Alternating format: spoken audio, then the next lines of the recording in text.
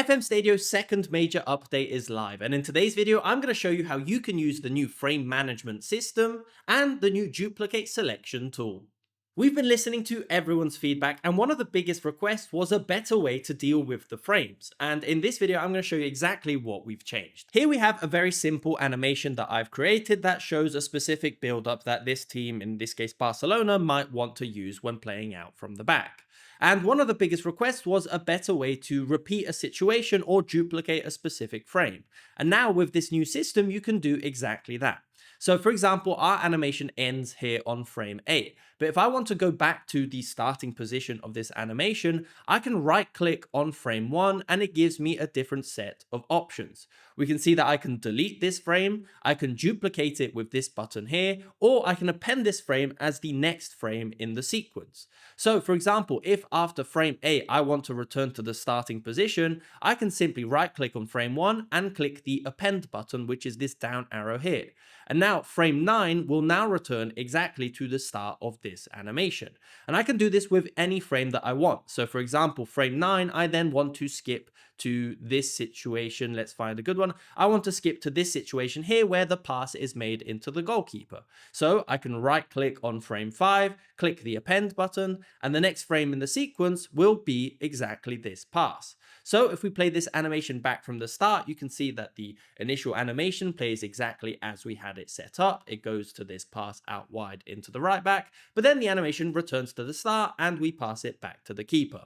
Now we can also duplicate a specific frame as well. So for example, let's say I wanted this situation here on the goalkeeper. Let's say I wanted to pause a little bit more on this situation so I can explain the situation a little bit better.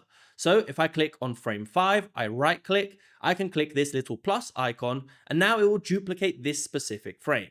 So if I play this animation again, you can see that there's a little bit of a pause because nothing's happening on that frame, but it gives you a little bit more time to reflect on that situation. And you can duplicate this frame as many times as you want if you need to add specific information. So now I've duplicated it a few times. Maybe I want to highlight the keeper. So I can select the keeper. Maybe I need a circle, and then I can say, okay, the keeper is in possession.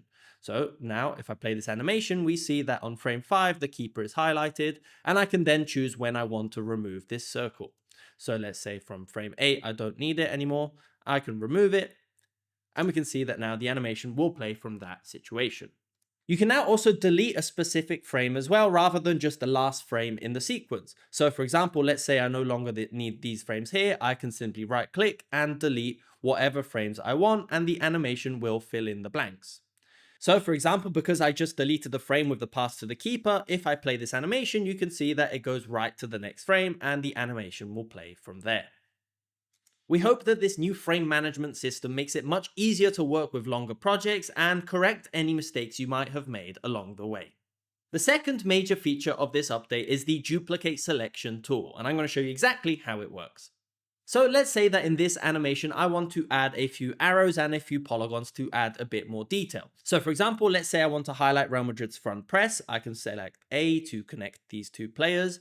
And then I also want to select these two Barcelona players down here. So I can press A again and I can highlight these two players. But you can see that the arrow is white again. So I need to change this to the color of Barcelona. Or let's do green so it's a little bit more visible.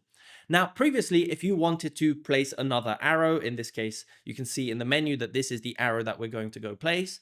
If I press A again, it will place this white arrow on the composition. But let's say I want to easily go back to this green arrow that I've placed here. Now, if you press Option or Alt on Windows and select whatever option you want, it will then duplicate that selection. So if I press Alt and click on this green arrow, the next arrow that I place will be this green selection. And this works with every single object. Let's say here I have the circle and I want to place a yellow circle here, but then I also want to highlight this space over here, for example, between these two players, but I want it to be blue. Maybe I want the area to be, I want a little bit more of a border. And let's say this is something that I want to highlight. So now, depending on whichever option I want, I can simply alt click on this circle and I can place it wherever I want. Or I can press Alt on the yellow circle and I can place that wherever I want. And this makes it much easier to go back to a specific shape that you might have created and then duplicate that wherever you want in your composition. But this duplicate selection works with every single object in your composition. So for example, if I press Option or Alt and click on this Real Madrid player here, I can then go back to the player selection and add as many players as I want. And then with Ctrl Z, I can undo this action.